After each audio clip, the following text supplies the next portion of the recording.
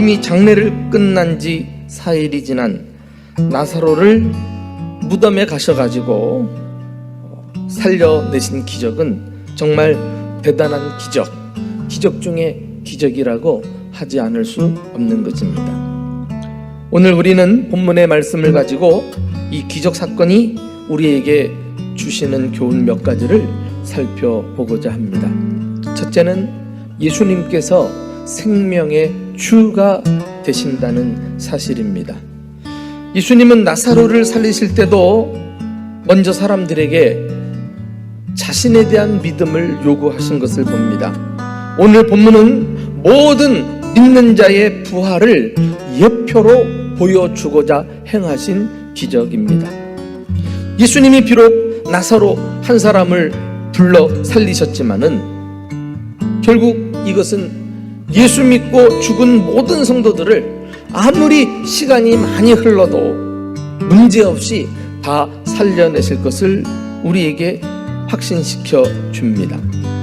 어쩜 그렇게 나사로를 살리실 때의 과정과 마지막 날 주님께서 장차 죽은 모든 믿는 자들을 살리시는 사건과 동일할까요?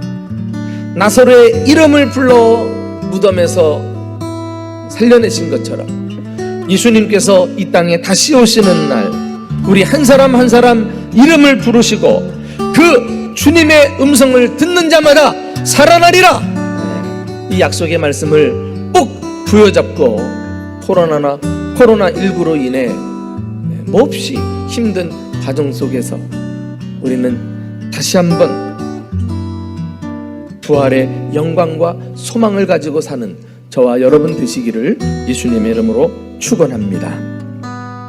두 번째 교훈은 그럼으로써 우리는 무슨 일을 만나도 낙심하지 말아야 한다는 것입니다. 예수님을 생명의 주로 믿고 부활 소망을 가지고 사는 사람은 삶에 있어서 중요한 특징을 가지고 있습니다. 그것은 무슨 일을 만나도 절망하지 않는다는 거예요.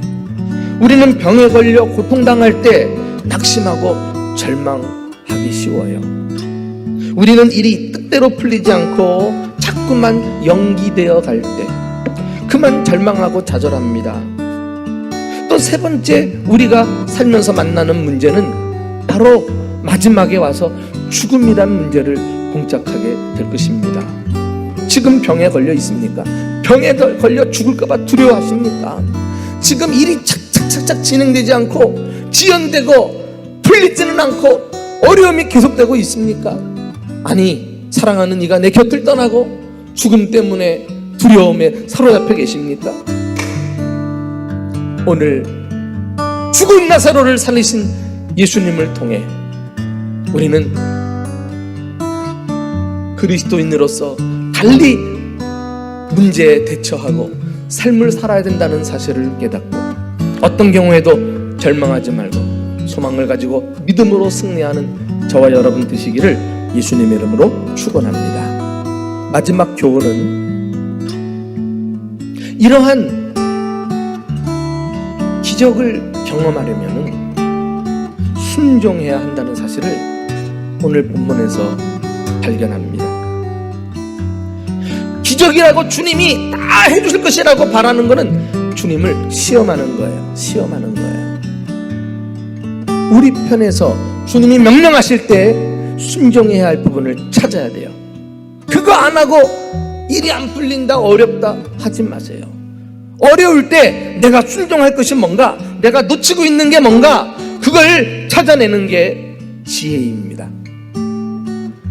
주님이 우리에게 명령하시는 것은 불가능한 것을 명령하지 않아요. 아무리 죽을 것 같아도 우리가 못하는 일은 주님이 하시죠.